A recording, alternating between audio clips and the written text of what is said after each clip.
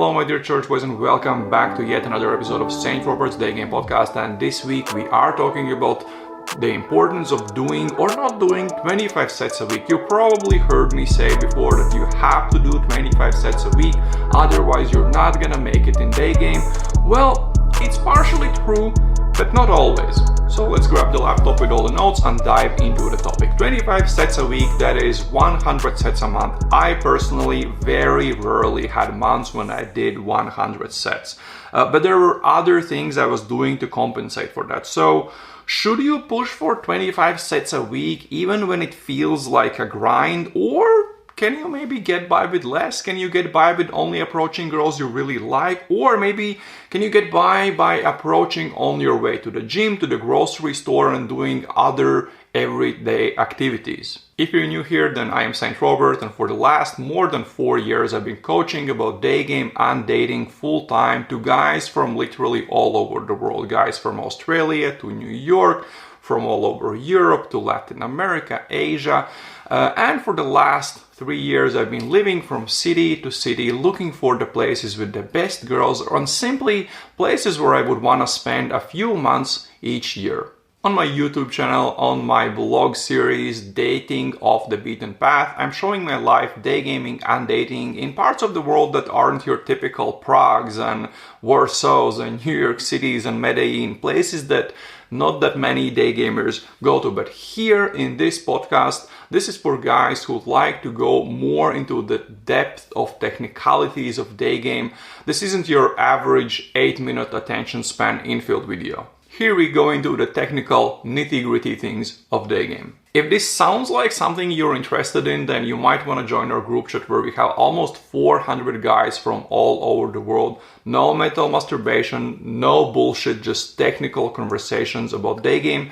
Link to find out more is in the description of this video. And if you are going out and getting some dates and want to improve your texting and dating, then I have several free texting and dating courses on daygamecourses.com. You might want to check out those as well. I started thinking about how important or maybe not important it is to do 25 sets a week and everything that comes with it and the mental part of it. Because of the group coaching program we launched a few months back, I started noticing a few problems in infield coaching. So getting infield coaching, I of course think it's still the best and fastest way to learn day game, but it doesn't mean that a student will do just as good solo as he did with the coach. So there's like this transition from being with a coach to being solo. And also, I realized it doesn't necessarily mean that a student will be able to do 25 sets a week on his own when I'm not next to him. So I wanted to create something where guys could learn the most important aspects of day game. So a good stop, teasing, storytelling, like all of that stuff. While also solving these things of being able to day game solo and being able to do decent volume solo and learn to deal with their emotional ups and downs, which are fairly common in day game. All while doing it as some sort of a group program and in a way that would cost only a fraction of the price of infield coaching. And when we launched the first group in this program, I saw that some guys were not doing 25 sets a week.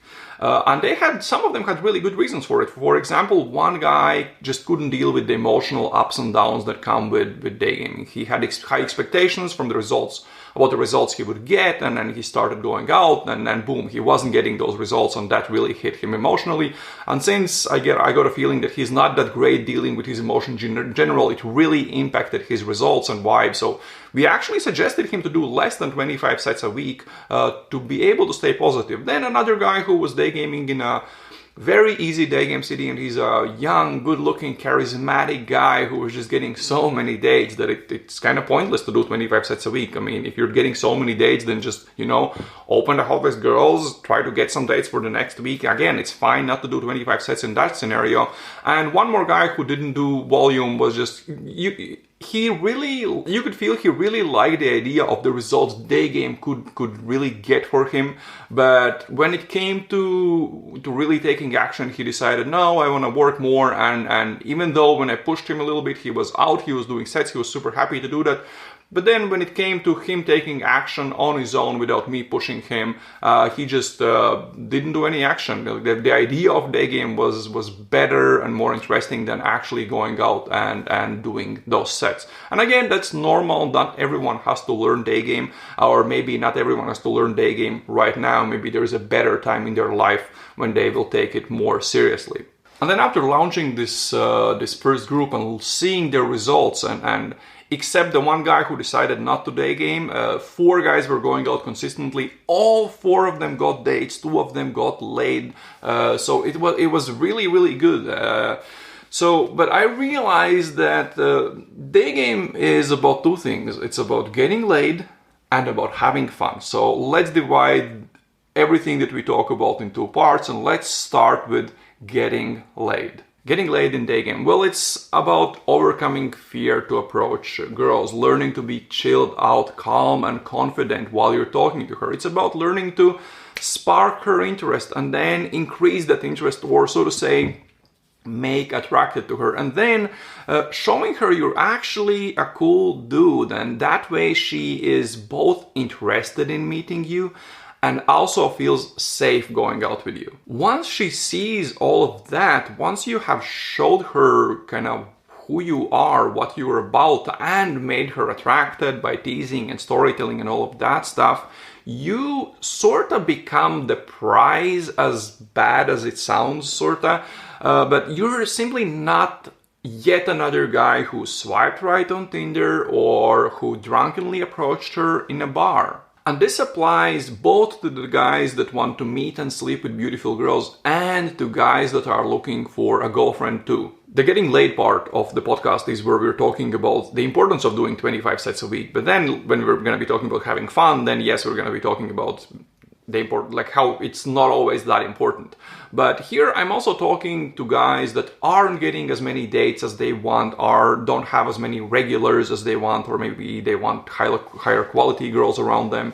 If you are already getting the results you want, obviously you don't have to do 25 sets a week, and you can do whatever the hell you want. There are 7 points I want to go over here, and the first point I want to talk about is the importance of doing 10 sets a session. We all know the saying, the first one's the worst one. When you're doing your first set, the AA is there, you just came out, you're a bit rusty, you kind of have to push yourself a little bit. Once you get over that, the first 5 sets of a session are not going to be that great. You're going to get better and better, but you're still going to be warming up. And then when you're warmed up in the first 5 sets, actually the other half of a 10 set session is where you're running your best sets. You're running your A game. When you're doing less than 10 sets in a session, you're simply doing the sets where you're gonna be performing the worst, the sets where you're pretty much warming up, and you don't get to that part of doing really good sets where you're gonna be also getting the best results. Next, I want to talk about A game versus B game versus C game. A game is when you've been going out consistently, you are warmed up and you're running your best sets ever. You're in a good vibe, it's a good day, you're running great sets. B game is, well, you just woke up, you grabbed your gym bag, you're on your way to the gym, but you see a cute chick, you haven't warmed up, maybe you didn't do any sets over the last 2 days, but you see a cute chick, you go approach, you're a bit rusty, there's a bit of AA, and you definitely aren't running your A game. And well, C game is, you're rusty as fuck, you haven't been going out a lot, maybe you haven't done a set in a week or 2, you see a girl, you go approach, and obviously that's gonna be as bad as your game gets. Aiming to do those 25 sets a week while also working on your game in the best way is the way you get to run your A game as often as possible. This is what brings us to the topic of casual day games. Some guys, instead of doing dedicated day game sessions where they take 2 hours and do 10 sets over 2 hours, they prefer simply doing their sets on their way to the gym, grocery store, their work, and in general, everyday activities. The biggest problem with this is you have to understand you're not gonna be running your A game, you're gonna be running your B game. And I think it's a great idea once you're getting good results in scenarios where you're playing your A game, so you're warmed up, you're doing dedicated day game sessions, you're doing great. Then you can start doing more and more sets in scenarios where you haven't warmed up, where maybe you haven't done a set in a few days, where you are wearing your gym clothes, and in general situations where normally you will be playing your B game. And start improving your B game. At one point, I actually decided that I didn't want to work on improving my A game anymore, and I specifically started focusing on scenarios where I'm not warmed up and I'm not in a great vibe, and I started working on my game there. When I'm coaching someone, A game is something I see on the third day of coaching, is when things start to click for many guys. It just starts happening. They're all of a sudden much more chilled out in sets. They're remembering some stories. They're able to tease more and more, and things are starting to work. In the group coaching program that we did, this happened around also 3 to 4 weeks in, when guys had been pushing themselves and going out a lot, and then they all started getting dates. And I think this is a great opportunity once you've reached that point where everything just kind of clicks and start working. That's a great time where you can start approaching more and more in casual situations where you're just running errands or doing whatever you do during your day to really work on your B game. But when you start doing that, in the beginning, it's still important to do dedicated day game sessions, because those skills that you're learning, they will go away. We'll talk about that a little bit later. So yes, it's good to transition into casual day game, but in the beginning, I still suggest doing dedicated day game sessions while you are in this transition. Over time, if you want to completely transition to doing casual day game, I personally haven't been able to do that. I prefer doing dedicated day game sessions, combined, of course, with casual day game, but I think it's fine, but you have to look at the real results you're getting. Are you getting several dates a week from day game? Do you have the type of regulars do you want? Is your game really improving and good enough? And if you can back up your casual day game with results you're getting, I think it's great. If you can't yet, I would still mix dedicated day game sessions with casual day game until you get to that point. But I personally have never really been interested in switching to 100% casual day game. When I do my everyday stuff, I like to chill out and not think about like approaching every hot girl I see. I prefer to have a time when I'm day gaming and I'm approaching every hot girl, and then when I'm not, and I can kind of chill back and think about other things in my life. Now let's talk about another reason why guys aren't doing 25 sets a week. They go out and they say, well, there just weren't enough hot girls. I didn't see any hot girls. She wasn't hot enough. And there are two things I want to talk about here. Number one is the question I asked them. She's not hot enough compared to who? Compared to all the girls you're already sleeping with, or compared to the girls you're fapping to online. If you're not seeing any girls and you don't have any regulars, any girls you're seeing regularly around you, and maybe you haven't gotten a lay for a while, except some Tinder lay when you were super horny and you next morning were thinking, oh, why did I do that? Or some girl you pulled from a bar that you definitely were not proud about and you don't want to see her again, and you're thinking I should stop drinking, yeah?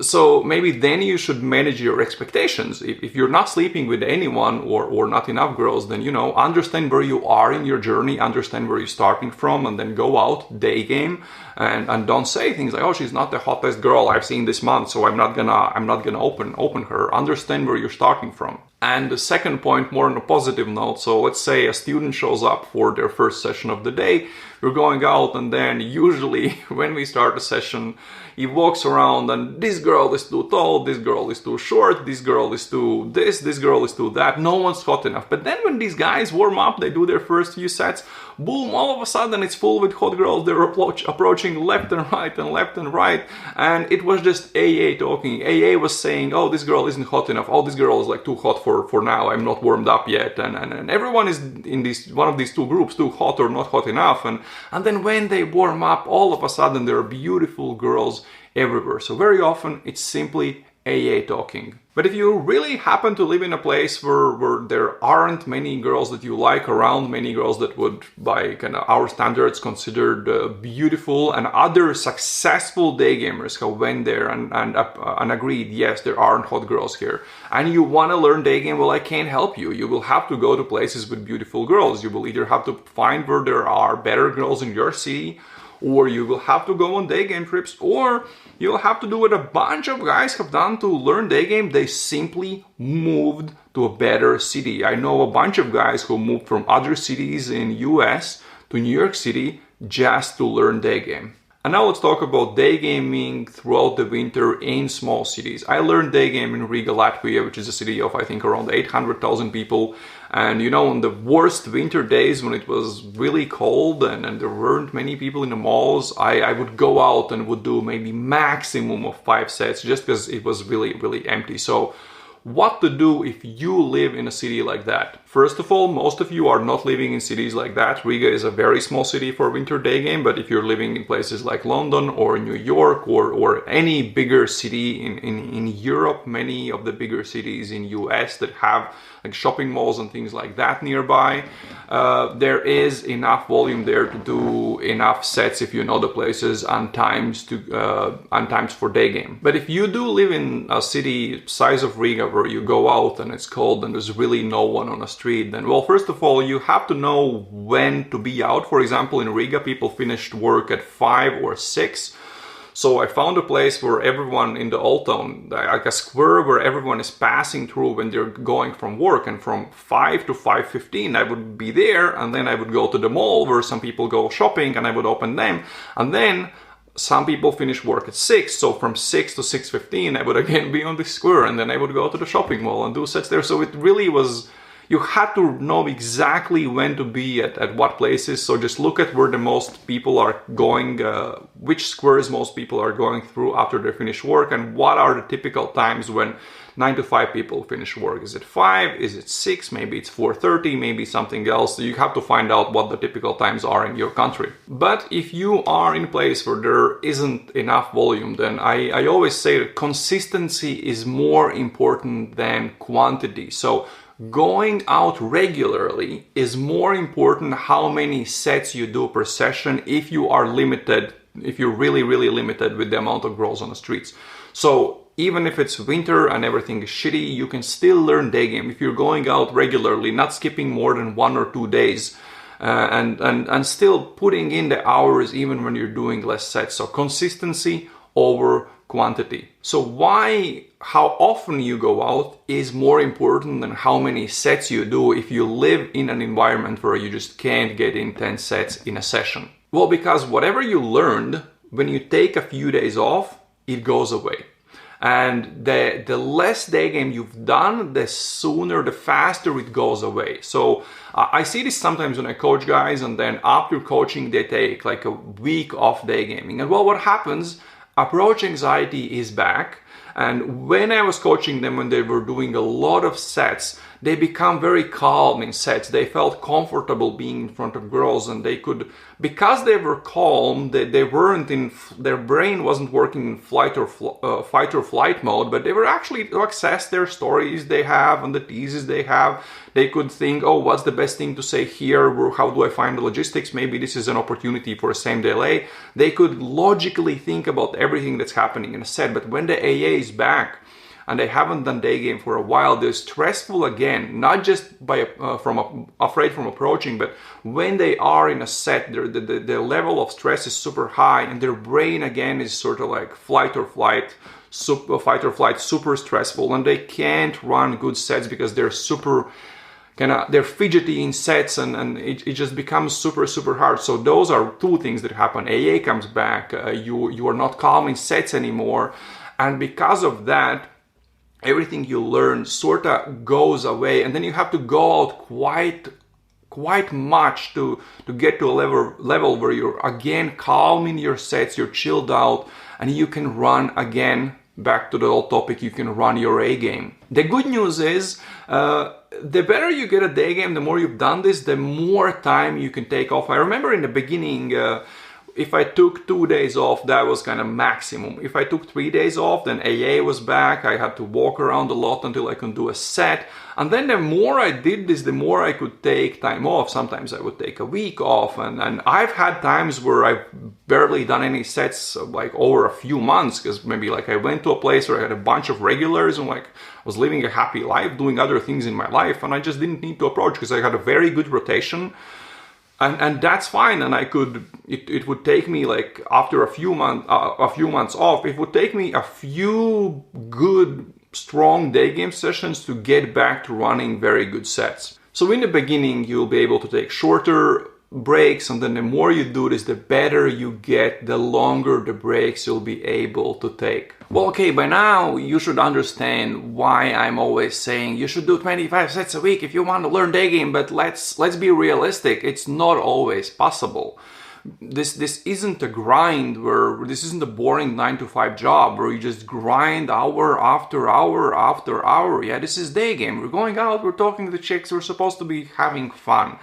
And if that having fun part goes away, and sometimes you're gonna go out, you don't want to go out, but yeah, if I go out and I talk to a few chicks, I'm gonna feel better. But sometimes it comes to a point where I don't want to go out, and if I do, I'm gonna feel even worse. So let's talk about not doing 25 sets, and let's talk about having fun while doing Daygame. So we're gonna be discussing different reasons why guys get to points like this, why it's actually more typical than you would assume. Yeah, it's fairly typical to feel down about daygaming and about doing volume because of the kind of expectations and what we see in YouTube videos, and then we contrast it to what we are getting when we go out sometimes, and you're like, well, this isn't what I expected, and we're gonna be talking about what to do to increase kind of how much you enjoy Daygame, how much fun you're having. And it's not gonna be only about Daygame, we're also gonna be talking about a few things outside of Daygame. Well, let's start with talking about expectations, and we're going to be talking about open to lay ratios, so how many girls you have to approach to sleep with one girl. And I know that a lot of guys are not big fans of open to lay ratios, and there's a lot of kind of fuss about this, and they say, oh, but if you only approach ugly girls, you're gonna get laid all the time, and your 1/8 of whatever doesn't mean anything. I absolutely don't agree with that. I know there are guys who are going out and approaching only very, very average girls, and they're getting like results with them. But then they have a mental block of approaching hot girls, and they're not doing that. And of course, like in that case, they would have to overcome that mental block, and then they would start to approach hotter girls and getting laid with them. And I'm not saying that getting laid with an average girl is just as hard as with a super hot girl. What I'm saying is, the difference is not as big as guys think it is. It's not kind of like, in terms of difficult, let's say a scale 1 out of 10 and sleeping with like a super hot girl, in this like scale of difficulty would be like 9. It's so hard. And then you take like an average girl, and everyone thinks, oh, it's like on a scale of 1 to 10 how difficult it is. It's like 3.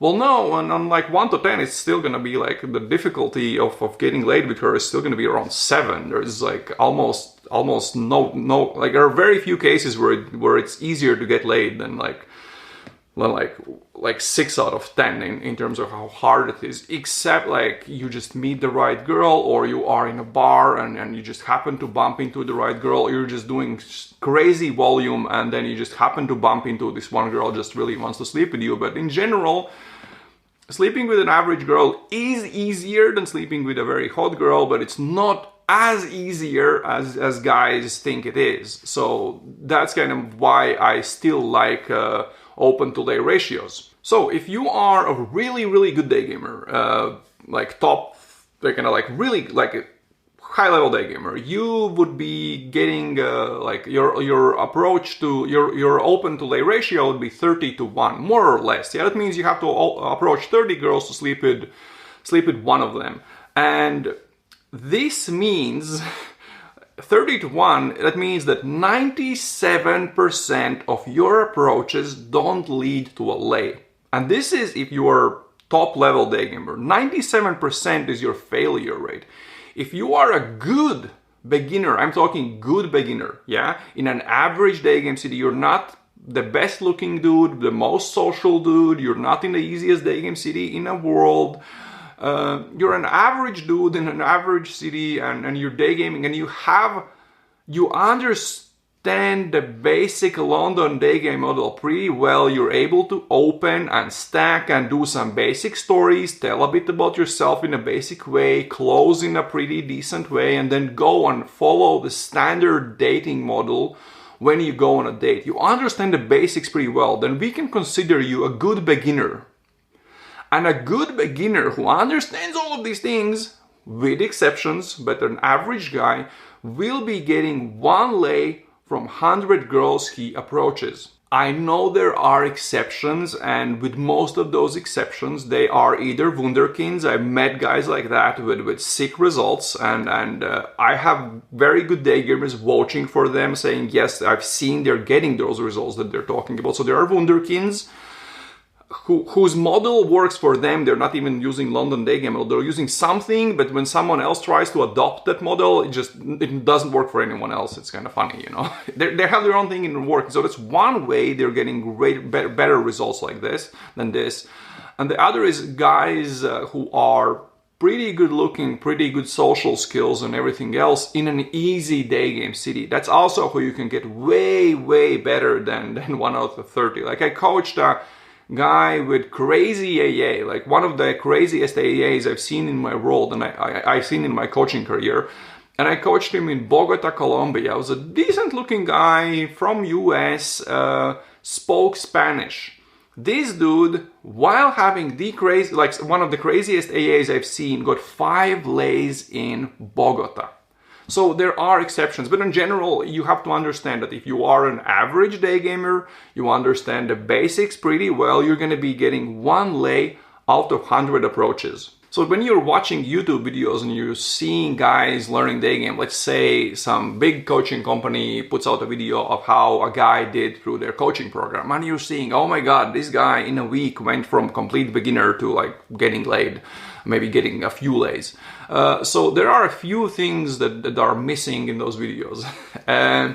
And the biggest of them is some of those companies. We're not going to names. Let's not go that low. But I know that some of those companies, one very big, like a company that you definitely know, and a lot of you guys think it's a legit company. So what they do is it's a big group. They have several coaches, 2 students per coach, usually, maybe a bit more, yeah. But there is let's say one guy who has agreed to be on a video.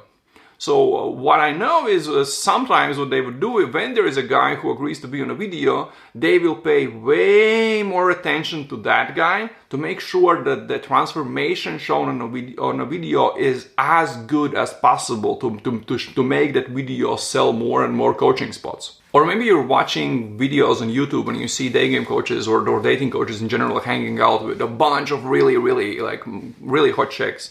Yes, some of those chicks are chicks that they're dating, but some of those chicks are there for professional reasons, because some of these companies, they have side businesses where they are throwing kind of parties for rich guys, where they invite a bunch of either professionals or sugar babies. They fly them out, and then they're kind of throwing this party. So these girls they're sleeping with some of them, but a lot of them are basically hired guns to look good on videos. And again, you're getting kind of like the wrong idea about what's actually happening. And don't get me wrong, I'm not saying that good dating coaches aren't sleeping with hot women. Oh, they are. Like good dating and dating coaches are pulling some pretty nice girls, of course. But what I am saying is that a lot of girls that you meet from day game or kind of social situations, if you happen to run a YouTube channel about day game dating and sex and things like that, a lot of them will not want to be seen, at least not with their face, kind of discussing their sexual life deeply or in general talk about day game and dating. The girls that have appeared on my channel have been girls that know me very well and understand what it is that I'm actually stand for and what it is that I actually teach, that it's not like a copy-paste system to bang all the hot chicks, that it's actually way more than that. Or it's girls who are on the more adventurous side, maybe some cam girls, sugar babies, OnlyFans models. They're usually fine with appearing on my podcast. Or maybe some girls that are just interested in having this conversation about dating and day game and their dating stories and kind of glimpses into their sex life. As long as it's anonymous, because I think it's a very interesting thing to look at. But most girls that you meet will not want to be seen on your YouTube videos if you happen to have a channel about day game and dating. So what I want to say by all of this is that the things you see on YouTube might be painting the wrong picture. Day game isn't as easy to learn. It's not like you're gonna start, you're gonna overcome AA and then a month later you're gonna be sleeping with amazing girls. No, it's a slow thing. It's gonna take several months, maybe 6 months, maybe a year, maybe even more to get to a level where you are going out with beautiful and interesting women. And that is okay. Just accept where you're starting from, that you are a beginner and you have a lot of things to learn. And that brings us to celebrating the small wins. It's good to be goal-oriented in day game, and again, we're doing this to get laid and to have fun, but it's important to acknowledge the small victories you have along the way. If you're just starting out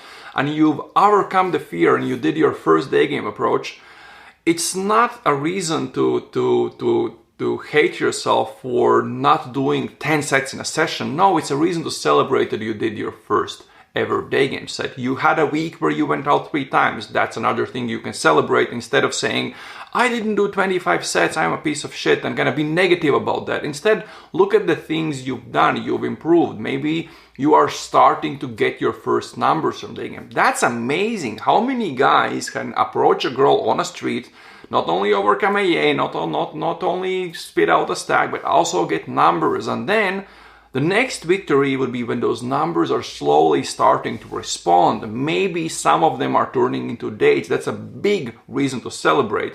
A lot of guys only focus on, I didn't get laid, oh, it wasn't that great. And they see the negative things in everything that they're doing, but they're not learning to focus on the small wins. When I told you in the beginning of a podcast that there was a guy who was struggling to do 25 sets a week because he was struggling with ups and downs, he had very unrealistic expectations because he had day gamed before the program and he was doing pretty good, and then but that was a few years back, and now he's getting back into it and he's getting 0 results, and he was very pissed about everything that didn't go his way. And then I told him to do less sets, do as many sets as you feel happy doing, so you're staying a positive. Why? But also you need to learn to celebrate the small wins. That was really important. And when he started doing that, it felt that his results were, it at least felt that his vibe was getting better and he was starting to get better results or get responses from the girls. So it's very important to learn to focus on small wins, not just the big victories. You're starting to maybe go out. You're starting to get numbers. Those numbers are starting to respond. Then you're getting your first date. Maybe you got to your first day game, to your first kiss on a day game date. Maybe you pulled a girl. Maybe like there was a makeout. All of those are big wins if you're starting to learn day game. So in day game, it's very important to learn to see the positive things, to have this positive attitude. And many guys are not naturally built like that, and we're always thinking, okay, like what can I improve? What can I do better? How can I make my day game session even better next time? Those are good things, but for now, if you are struggling with kind of loving day game and having fun, I suggest completely forgetting all of that stuff and only focusing on the wins in your session. So what I would suggest people do, what I've suggested many people in the past, is after every day game session, ask yourself a question. What were the 3 ways I succeeded in this day game session? Even if it was the shittiest day game session ever, even if you went out and didn't do a single approach, think about 3 ways you succeeded. Force yourself to see even the smallest victories, because we are holding ourselves to a very high bar. We have very high standards towards ourselves, and then that leads to a lot of kind of mismatch between the goals, the standards, and where we are, and it leads to a lot of negativity. So I suggest maybe I can even use a word like forcing yourself to look positive in your day game session, regardless of how small they are, and just ask yourself, what are the 3 wins I had in this session? How did I succeed in this session? And thinking about it as long as it takes until you come up with 3 victories. The next thing that brings a lot of negativity to day game is the hatred towards women. Maybe hatred is a strong word, but kind of the attitude that it's us against them. It's, oh, she's trying to snatch my frame here and she's frame controlling, she's doing this because, and all women want this. And there's a lot of red pill bullshit going out in the manosphere and in all this like dating content online. So very much negativity. So again, we are not playing a game where it's us against them. This is not a fight. This is a dance. We're dancing with girls. We're both kind of playing for the same theme. So whenever you're thinking she's frame controlling, she's trying to snitch the frame, she's not respecting me, ask yourself a question. What's the most positive explanation to what she's doing? Why is she 30 minutes late? Maybe she's getting ready to look good on the date. Maybe girls are more late than guys. Like that's fairly common on dates for girls to be late. And maybe in the culture where you are, maybe you are in Latin America, maybe you are in Ukraine, and it's fairly typical to be late there. It's very like in Ukraine when I went there, like it wasn't as uncommon for a girl to be maybe 15-30 minutes late. She would let me know before once I sent a pre-flake text, and I would know. I would not show up early. I would be in my place and just show up later. Maybe that's normal in their culture. Maybe it's something else. Why does she want to change the date? Maybe she has important stuff to do. Maybe she still has to do some stuff for work. Maybe something else is happening. Maybe she's in her period and she knows if I go out with this guy, I can't sleep with him today. So always simply ask, what is the most positive explanation to what she's doing right now? And I am fairly certain that I'd say 95% of the times you think she's frame controlling. She's not. Okay, next let's talk about what to do when you become a little bit robotic in Daygame. You feel like you're doing the same thing, you're delivering the same line, using the same stop, but it doesn't work. Sometimes we get robotic in Daygame. We go on autopilot and it just stops working. I had a day in Riga where I did 27 sets and I got some like 15 blowouts in a row, and I was using the same stop, saying the same thing, but my vibe simply wasn't there. I was being too robotic, but there is a very simple way to fix that. Change something in a set. If you feel you're getting really robotic and you've been using the same stack and the same stories for a while because you're learning, you're training this thing, then you can change something. Change the pre-opener you're using, change the opener you're using, change the stack. Still, stick to the Daygame model. Don't try to improvise and come up with crazy stuff. Simply come up with a new pre-opener or a new stack or something else new, so that when you go in, you're not on autopilot and you kind of have to think, wait, what was the line? And all of a sudden you won't be as robotic and it will come off more natural. Sometimes similar things happen when you are daygaming for a while, and every time you get a topic you say something like, oh, when I think about Colombia, I think about 3 things, ABC. When I think about lawyers, I think about 3 things, ABC. Yeah? If it seems that the model is boring and that's why the girl is leaving, that's maybe because you're making the model boring. You have to put in a bit more work to come up with interesting stories. When guys feel they're getting a bit robotic in their storytelling, when they're simply all the time using this 3 things technique, when I think about the topic, I think about 3 things, A, B, C. Well, what they do is instead of coming up with better stories, they are dropping that and they're trying to improvise. That is a terrible idea, but they are doing something in a set. And that's the wrong time to work on your stories, because you're stressed, you don't know what to say, and even if you remember the story, the delivery is gonna be terrible. So people don't want to put in the work outside of sets, but if you want to improve your storytelling, you will have to do work outside of your sets. Simply after each set, you can think, okay, what was the topic? She was a dentist. Okay. What's a story I can tell next time I meet a dentist? Are any of my friends or acquaintances dentists? Maybe I've been to a weird dental clinic in some crazy place and I saw something different. Maybe there are stereotypes about dentists. Maybe, I don't know. But it happens after the set, and then the next time you meet a dentist, yes, you will have a good story because you've done that before, you've done that story before, you will have a more interesting story to say about dentists instead of saying, oh, when I think about dentists, I think about 3 things ABC. That's fucking boring. So if you want to improve your storytelling and teasing, that is something you work on outside your sets, not by improvising during your day game sets.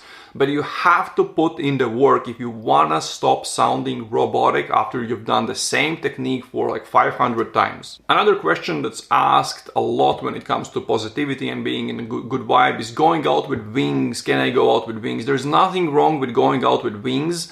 You should be able to day game on your own. That is the main goal, being able to do 10 sets on your own.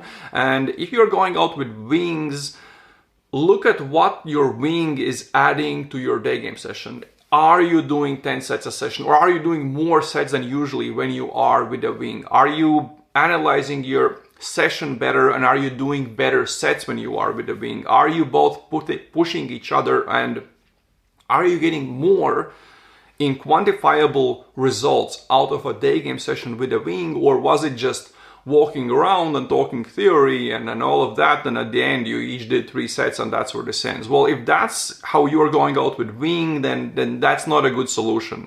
Wings are great if you're going out with the right wings. And again, we have a bunch of guys in our group chat from all over the world. So maybe if you don't have any wings in your city, just join the group chat, link in description.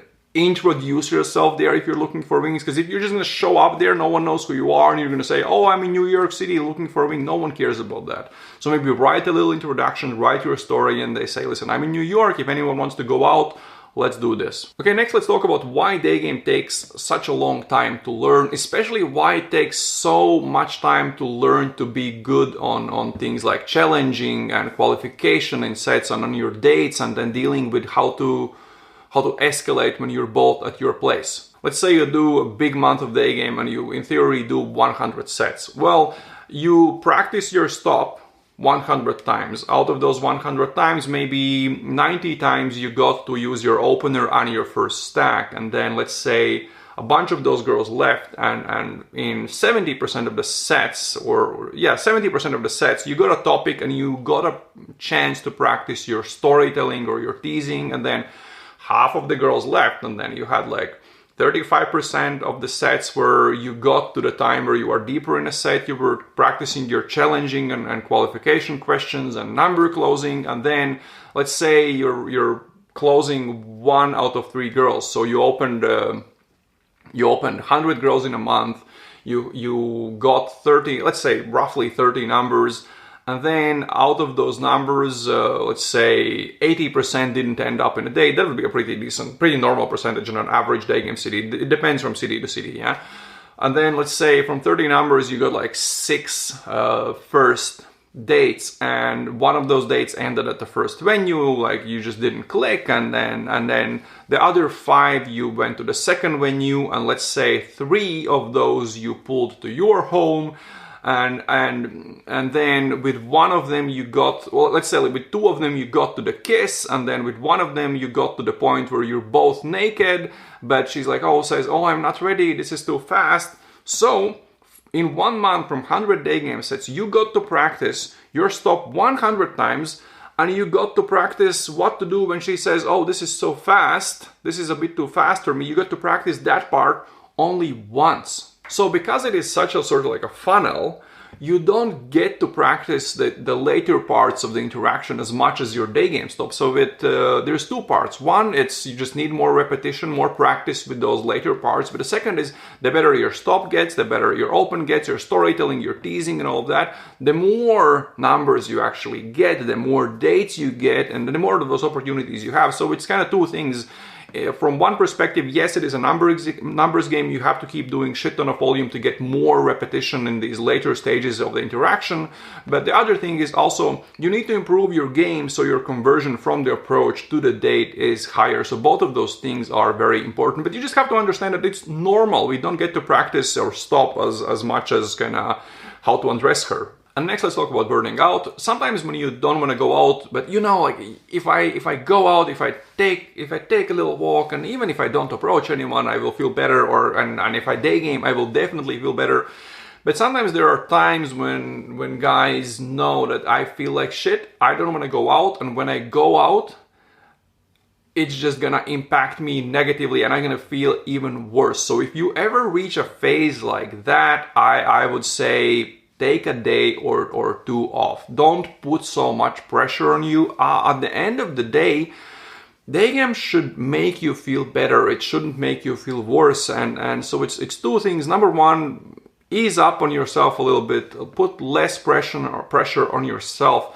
But then again, when you go out the next time, remember to focus on the positives and ask that question: what are the 3 ways I succeeded in this day game session? And the last thing I want to talk about when it comes to this having fun part is not about day game, it's about your life in general. So sometimes guys only have work and day game and nothing else, and those are the 2 things that make them happy. And sometimes they're very goal oriented in work, and then they're very goal oriented in day game. But the question is, what other things do you have in your life where you are not goal oriented? Something that simply makes you happy, you love doing it, but there isn't the next goal you're always trying to reach. This is something I actually learned from Tim Ferriss when he was talking about kind of having something else in your life apart from your work that you enjoy doing and where you are not goal oriented. For me, that is Brazilian Jiu-Jitsu, and that is gym as well. But when we talk about Brazilian Jiu-Jitsu, I started doing Jiu-Jitsu because I had some nights where I was just like, some evenings where I was like doing nothing, like watching Netflix and eating chips and, you know, just like having like a unhealthy evening. And I just thought, listen, this is pretty shitty. Like, let me find a healthy hobby where I will go when I have free evenings, not to reach belts, not to compete, just to have fun. And that's how I started doing that. So even when business isn't doing great, even when day game isn't doing great, I can always go to the gym, learn some jiu-jitsu, and not worry about, am I doing great? Am I learning fast? Am I learning slow? So I simply suggest having something else in your life that you are doing simply because you love doing that. If you are on a day game trip, go sightseeing, explore the city, go to a restaurant, have some fun. It's not only about day game. Have other things in your life that make you happy. The goal of day gaming is to go out and meet beautiful girls, but the dilemma is you have to be results oriented. When you go on a day game trip, you're going there to get late. You need to be hungry, but at the same time, if you let those countless leads and opens and numbers and dates to nowhere bring you down, it's gonna suck, it's gonna affect your vibe, and things won't work anymore. It's a big mess, it's a big balancing of doing enough volume and still having fun and still being in a good vibe. Sometimes I was doing 25 sets a week, other times I was doing way less, but I was going out a lot, I was going out consistently, I wasn't skipping more than 2 days of day game when I was learning. I was learning in the worst time for day game, like autumn and winter in a small city in Riga. I was going out even when it was like completely freezing, like minus 20 Celsius. I would bundle up, go to the mall, and just stand there and do my sets. And then the summer came, and oh my god! After day gaming all this time in the winter, or like when you see the first warm days and the girls in their beautiful summer dresses, it was a paradise. But if you start day gaming in the spring, you can come out of hibernation and maybe you haven't done a lot of day game before, and then you say, this season I'm gonna learn day game, I'm gonna be good at day game this season finally. Well, most likely it's gonna take you a few months to start doing decent day game sets, and then oh my god, it's close to the end of summer and you're trying to squeeze in one last day game trip, and then it's like mid-October and boom, the beautiful summer is over. And then because you were used to day gaming in the summer and you were not used to the autumn and winter day game, you just again take a break, and next season it starts all over again. If I took like a whole winter off, let's say if I took 6 months of day game, I wouldn't be able to get to my A game in 1 or 2 sessions. It would probably take me like a week or so. So it's important to keep going out, whether it's summer, it's autumn, it's winter. Even if you're not doing that many sets, but you're doing a few sets here and a few sets there, and you're being consistent, then again, next season comes, the next summer comes, and you are at top of your game, or at least your game isn't terrible, and you can go out and you can have all that amazing fun and these adventures with the girls, and if you have a long enough summer and decent enough game, like the threesomes are on a table, and all the crazy adventures are on a table. So consistency is really, really important, whether we're talking on a smaller scale, how often you're going out per week, or in the longer time, like are you taking your winters off or not? There is no clear prescription that I can give you. Yes, one thing is clear: doing enough sets with a positive mindset and learning day game in the right way will get you results. That's what I typically see like on the third day of coaching, when things really start to click and everything starts to work. Or that's what we saw in a group coaching program. Even in a program where guys weren't getting one-on-one coaching calls, it was group stuff and they had homework, they had to do everything on their own. Even those guys, everyone who took action in the first test group, like 4 guys took action, all of them got dates, 2 of them got laid. Going out a lot and learning day game the right way works. It has been proven to work, but at the same time, some guys will be a bit more sensitive and will require a different approach. Maybe you will need to learn to love the small victories, stay positive, hang out with the right wings, and understand that it's not a fight, it's a dance. You and girls, you're playing for the same team. And maybe you will also need to acknowledge that and accept that, okay, in the beginning I will need to do less sets, and I will need to learn to build up to doing 25 sets a week. We covered a lot of topics, a lot of small things in this podcast episode. So to make sure this actually improves your day game and isn't just some other podcast you listen to, think about what were the biggest takeaways for you in this podcast, and what are the 1 or 2 things you can implement in your day game when you go out the next time to make it more likely you will meet many beautiful girls and also have fun doing it. And if you know that you will be more consistent with your day game, if you have to be accountable to someone and you want to know exactly what to focus on each week in your day game journey as you're progressing from beginnings to more interesting concepts, then we will be starting more groups of the group coaching program that I spoke about before. If you want to find out more about that, there is a link you can click in the description where I talk more about the program. If you have any questions you want to discuss, you can ask them in our Day Game Church Telegram group chat. The link to join the chat is in the description as well. And as I said, if you are going out and you're starting to get some numbers, maybe some dates, and you want to know exactly what to text those girls to convert those numbers to dates, or what to do on dates to make sure you go from first menu to the second, how to invite her over to your place, how to make her feel comfortable, the exact steps I teach guys on escalation. I have several free courses on daygamecourses.com about texting and dating, so go check them out. If you like this podcast episode and you had a takeaway that you know will help you, then let us know in the comments. Or if you're listening to this on Apple Music, I will appreciate a review there. Even 1 sentence about your thoughts about this podcast and what's the most valuable thing you learned here will help to get this podcast in front of more people. Or simply a follow on Spotify also helps me reach more people. Thank you for listening. Thank you for watching. And see you in the next podcast episode. Ciao, guys.